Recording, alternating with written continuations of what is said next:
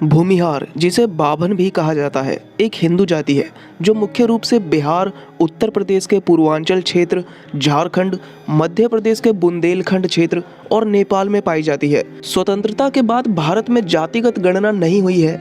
1911 के जनगणना के अनुसार बिहार की कुल आबादी 10,38,04,637 थी। बिहार में भूमिहारों की अनुमानित प्रतिशत लगभग 5% है। इस आधार पर देखा जाए तो भूमिहारों की जनसंख्या बिहार में 53 लाख के आसपास होनी चाहिए। इसके अलावा उत्तर प्रदेश, मध्य प्रदेश, झारखंड और पश्चिम बंगाल में भी भूमिहारों की ठीक ठाक आबादी है। तो आइए इस वीडियो में जानते हैं भूमिहारों के इतिहास के बारे में।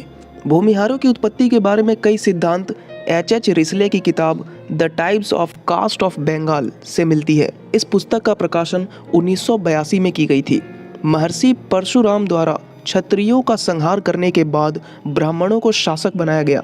इन्हीं ब्राह्मणों को ही बाद में बाभन या भूमिहार कहा गया। इस सिद्धांत के अनुसार भूमिहार पहले ब्राह्मण ही थे जो शासक बने और उसके बाद ब्राह्मण संस्कार छोड़कर भूमि अधिग्रहण करना शुरू कर दिया। इन्हें भूमिहार ब्राह्मण, बाभन, अयाचक कहा जाने लगा। भूमिहार ब्राह्मण भगवान परशुराम को प्राचीन समय से अपना मूल पुरुष और कुल गुरु मानते हैं। भूमिहार ब्राह्मण कुछ जगह पर प्राचीन समय से पुरोहिती करते चले आ रहे हैं। प्रयाग के त्रिवेणी के सभी पंडे भूमिहार है। एच रिसले के अनुसार अयोध्या के किसी राजा का कोई संतान नहीं था। इस दोष को दूर करने के लिए उन्हें किसी ब्राह्मण का बलि देने को कहा गया। इस उद्देश्य के लिए ऋषि जमदग्नि, जो परशुराम के पिता थे, के एक पुत्र को लाया गया।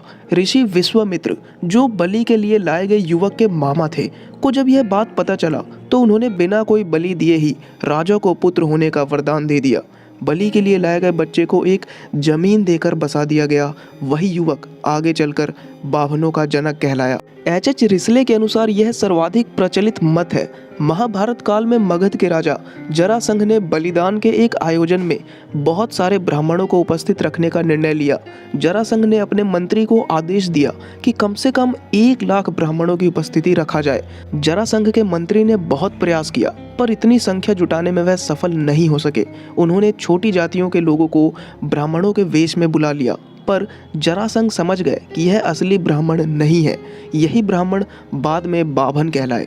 इस सिद्धांत को ज़्यादा सही नहीं माना जा सकता क्योंकि शारीरिक बनावट से यह आर्यन रेस से लगते हैं। अंग्रेजी विद्वान मी बीन्स ने लिखा है कि भूमिहार एक अच्छी किस्म की बहादुर प्रजाति है जिसमें आर्य जाति की सभी विशिष्टताएं विद्यमान है। ये स्वभाव से निर्भीक और हावी होने वाले होते हैं। ब्राह्मण और भूमिहार दोनों ब्राह्मण समुदाय के अंग है। भूमिहार लोगों ने पारंपरिक पूजा पाठ करना और भिक्षा लेना छोड़ दिया। वो जमींदारी और कृषि कार्य में जुट गए, जो कि आम भिक्षा लेने वाले ब्राह्मण नहीं करते थे। बड़े जमींदार भूमिहार ब्राह्मणों ने खुद को इससे अलग कर दिया। वही याचक ब्राह्मण ने भूमिहार ब्राह्मणों को ब्राह्मण समाज से ही अलग कर दिया। भूमिहार शब्द पहली बार 1865 में आगरा और अवध के संयुक्त प्रांतों के रिकॉर्ड में इस्तेमाल किया गया था। यह शब्द भूमि से निकला है, जो जाति की भूमि की स्थिति का उल्लेख करता है। भारत में दूसरी जातियों के साथ भूमिहार समुदाय की उत्पत्ति के बारे में कई मिथक है। एक किंवदंती का दावा है कि उनके पूर्वज ब्राह्मण थे जिन्हें परशुराम द्वारा मारे गए क्षत्रियों का स्थान लेने के लिए स्थापित किया गया था। लेकिन कुछ गैर भूमिहारों ने आरोप लगाया है कि वे ब्राह्मण पुरुषों और क्षत्रिय महिलाओं की मिश्रित जाति के वंशज है। दूसरे किंवदंतियों में कहा गया है कि वे राजपूत पुरुषों और ब्राह्मण महिलाओं के बीच मिलाप की संतान है, या वे ब्राह्मण बौद्धों से उत्पन्न हुए हैं जिन्होंने हिंदू समाज में अपना उच्च स्थान खो दिया था। भूमिहार स्वयं संकरता या गिरी हुई स्थिति वाले इन आख्यानों को नापसंद करते हैं और शुद्ध ब्राह्मण होने का दावा करते हैं। 16वीं शताब्दी तक भूमिहारों ने पूर्वी भारत में, विशेष रूप से उत्तर भारत के भूमि के विशाल हिस्सों को नियंत्रित कर लिया था।